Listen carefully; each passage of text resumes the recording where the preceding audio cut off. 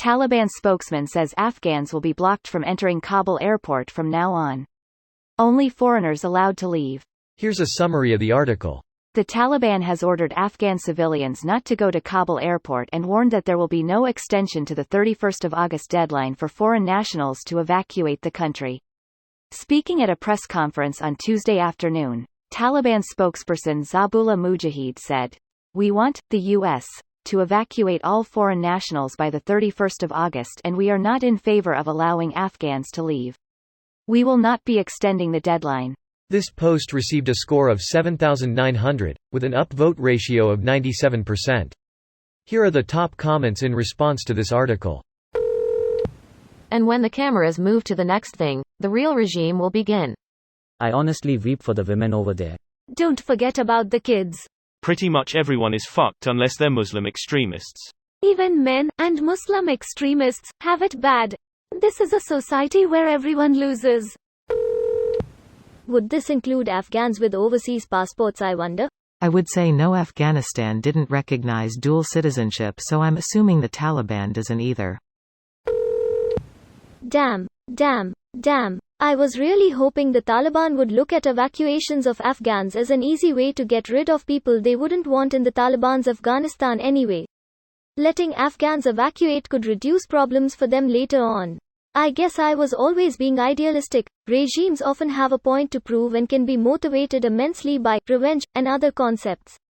Why let the traitors leave when you can just execute them and their family and sell the women and girls into sex slavery? That previously good Afghan may end up becoming an enemy, or at least more open to enemies of the Taliban regime later on. The Taliban has also tried to put on a more moderate stance than the last Taliban regime.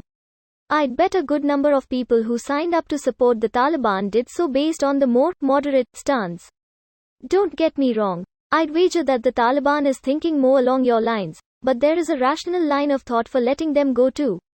You give too much credit to the terrorists that still want to live and make everyone live in the 11th century. If everyone who doesn't want to live under the Taliban left, it would just be men and goats there. Man, even still I feel sorry for those goats. The Taliban want sex slaves and to punish the traitors. Do not give them the courtesy of thinking rationally when they are clearly focused on two things: revenge and sex slaves.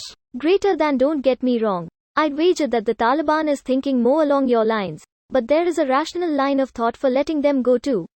I wouldn't say I am giving them too much credit. A part of me did want to hope for a better solution and a more sober approach, but I try not to let my natural cynicism overwhelm me as it can affect me mentally. Revenge and slaves was always the more likely outcome, sadly. Oh, I totally get what you mean. In my experience, there are a few things you can just expect the worst outcomes from. You can expect the worst from terrorist organizations or terrorists supporting governments, and you can expect the worst from the CCP. Generally speaking, anything negative about either of those is more likely to be true than something positive. Not foolproof, but it's correct far more than it is wrong. This video was automatically created by Reddit to speech. The article and comments in this video were selected from Reddit according to their upvotes, and any paraphrasing was performed by smmry.com, without any human intervention.